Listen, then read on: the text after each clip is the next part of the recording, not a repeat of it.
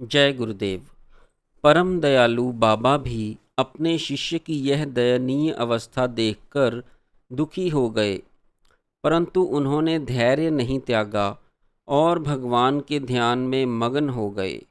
कुछ काल पश्चात दया को चरणों से उठा, हृदय से लगा लिया और प्रबोध देने लगे कि तू चिंता ना कर, भगवान तेरी इच्छा अवश्य पूरी करेंगे।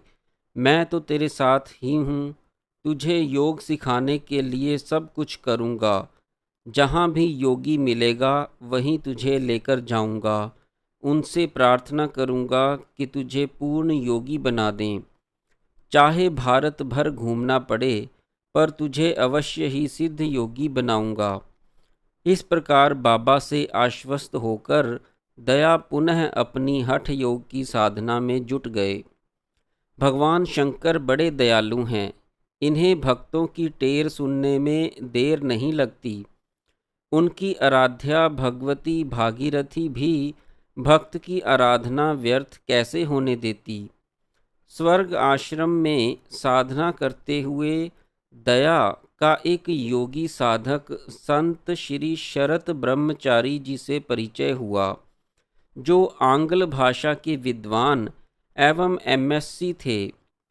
जर्मन में 6 वर्ष अध्ययन कर चुके थे, लेकिन भौतिक विज्ञान की निर्धकता से ऊब कर आध्यात्मिक विज्ञान के पथिक बनकर स्वर्ग आश्रम की ही कुटिया में तपस्या में लीन थे। अवकाश के क्षणों में श्री शरत ब्रह्मचारी के साथ दया का सत्संग होने लगा और परस्पर में आत्मीयता बढ़ने लगी। वे इन पर स्नेह और ये उन पर श्रद्धा रखने लगे।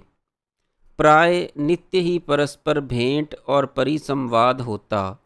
वार्तालाप के मध्य एक दिन परस्पर यह भी ज्ञात हो गया कि दोनों ही योग पथ के पथिक हैं, परंतु दोनों की साधना भिन्न भिन्न प्रकार की है। कालांतर में दया को यह भी ज्ञात हुआ कि उन ब्रह्मचारी जी की महाशक्ति कुंडलिनी जागृत और क्रियावती होकर उनमें अनेकों लीलाएं कर रही है। अभी तक तो दया यही जानते थे कि महाशक्ति बड़े भारी प्रयास, परिश्रम और प्रारब्ध के सुयोग से ही लीक अथवा अलीक रूप में जागृत हो सकती है। इस जन्म या अनेकों जन्मों के सतत साधन के फलस्वरूप भी यह निश्चित नहीं कि जागृत होगी अथवा नहीं।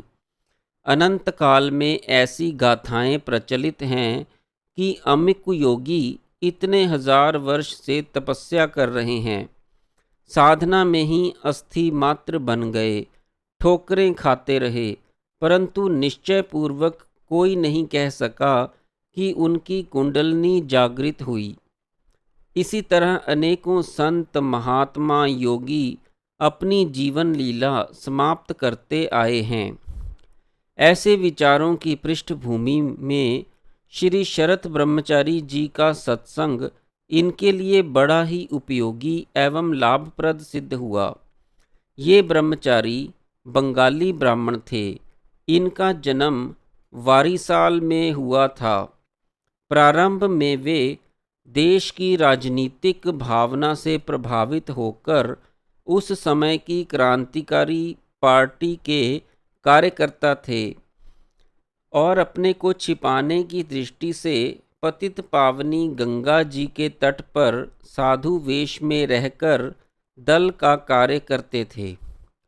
सत्संग और वेश भी मानव में परिवर्तन ला देता है। इसी के अनुसार श्री शरत ब्रह्मचारी जी भी सामान्य मानव से महान संत हो गए।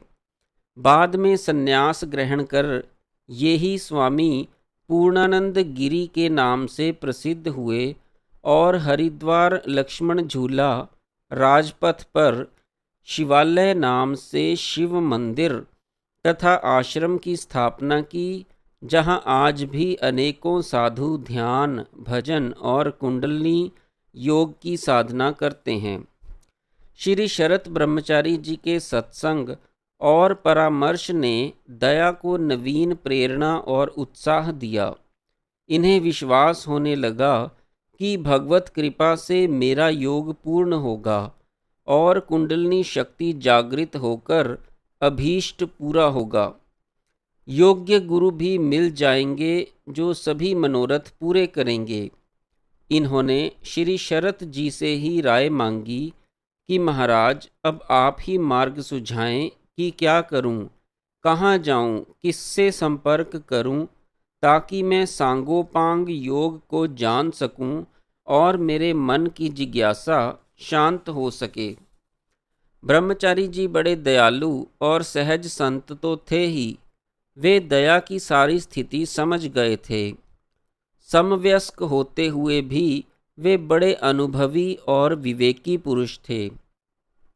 उन्होंने कहा कि मैं तुम्हें एक ब्रह्मचारी योगी का पता ज्ञात करके बता दूंगा और उनको परिचयात्मक पत्र भी लिख दूंगा, पर इसमें कुछ समय लगेगा, प्रतीक्षा करनी होगी। श्री शरत ब्रह्मचारी जी से आश्वासन पाकर इनके चित्त को कुछ सांत्वना तो मिली, परंतु आकुलता और बढ़ती गई कि कब बताएंगे, कैसे जाना होगा, क्या साधन जुटाना होगा।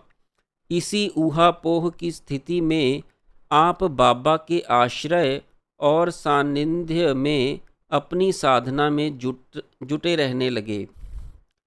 बाबा कृष्णानंद जी नैष्ठिक ब्रह्मचारी, सरल चित्त, दयालु, सरल प्रकृति और बाल सुलभ स्वभाव के थे। उनके निकट संपर्क में रहते इनको अब तो पर्याप्त काल व्यतीत हो चला था। ये हृदय से बाबा को गुरु मानते थे, लेकिन बाबा ने इन्हें शिष्य के रूप में मान्यता नहीं दी थी। बाबा इनकी सेवा तो लेते थे, लेकिन इन्हें शिष्य नहीं कहते थे। बाबा का कोई शिष्य था भी नहीं, वे एकाकी ही भ्रमण करते थे। वैष्णव संत के नाते वे वृंदावन, नाथ द्वारा आदि स्थानों का भ्रमण करते रहते थे। स्थायी निवास का कोई एक स्थान नियत नहीं था। वे सदा परिव्राजक और चरैवेत्ती की भांति ही जीवन व्यतीत करते थे। भिन्न भिन्न स्थानों पर बाबा के सेवक थे, जो उन्हें समय समय पर सेवा भेज दिया करते थे और बाबा उसी से अपनी जीवनचर्या निभाते थे। ये तो बाबा एमए थे और इंजीनियर भी रह चुके थे, लेकिन उनकी वृत्ति इतनी उदार थी कि जो भी धन आता उसे बांट दिया करते थे। किसी से मांगते नहीं थे और यात्रा भी बिना टिकट कभी नहीं करते थे। पास में जितना पैसा होता रेलवे के बाबू को देकर उससे कहते कि मेरा गंतव्य तो अमुक स्थान पर है, पर इतने पैसे में जहाँ तक का भी टिकट आवे वहीं तक का दे दीजिए। जिस स्टेशन का टिकट होता वे उसी पर उतर जाते और गंतव्य स्थान की शेष यात्रा रेल मार्ग के सहारे सहारे पैदल ही पूरी किया करते थे। बाबा ऋषिकेश से जाने का कार्यक्रम बनाने लगे तो दया ने निवेदन किया कि आप तो जाने का विचार कर रहे हैं, पर मुझे योग सीखने हेतु श्री शरत ब्रह्मचारी एक योगी का पता बताने वाले हैं, वहाँ जाना होगा। बाबा इनकी प्रार्थना पर स्वर्ग आश्रम ही ठहर गए। इसी बीच उनके एक भक्त स्वर्ग आश्रम आए और बाबा के सत्संग में ही समय व्यतीत करने लगे। किसी संदर्भ में उन्होंने बाबा से दया के बारे में पूछा कि इस युवक को आपने कब शिष्य बनाया। बाबा ने उत्तर दिया कि यह चेला वेला नहीं है, यह तो यूं ही मेरे पीछे पड़ गया है, साथ ही नहीं छोड़ता और बड़ा परेशान करता है। इसके कारण मैं बड़े कष्ट में हूँ। इस पर उन सज्जन ने दया को समझाया कि इन महात्मा को क्यों कष्ट देते हो, इनका साथ छोड़ो और अलग कहीं जाकर रहो। इतना ही नहीं, उसने इन्हें खूब डांटा, पीटने की धमकी दी और वहाँ से बाँह पकड़कर निकाल दिया। इस घटना से दया को असीम कष्ट हुआ। ये विचार करने लगे कि आखिर दुर्भाग्य मेरा साथ क्यों नहीं छोड़ता। एक और योग सीखने के लिए एक नया माध्यम मिलने को है, तो दूसरी ओर आश्रय छीना जा रहा है। इसी सोच विचार में डूबे दया गंगा तट पर पहुँचे और वहीं बैठकर बड़ी ग्लानि अनुभव करने लगे। बुद्धि किम कर्तव्य विमूढ़ हो गई। निराशाजन्य व्यथा के कारण गंगा में ही जीवन समर्पित करने की बात सोचने लगे। जय गुरुदेव।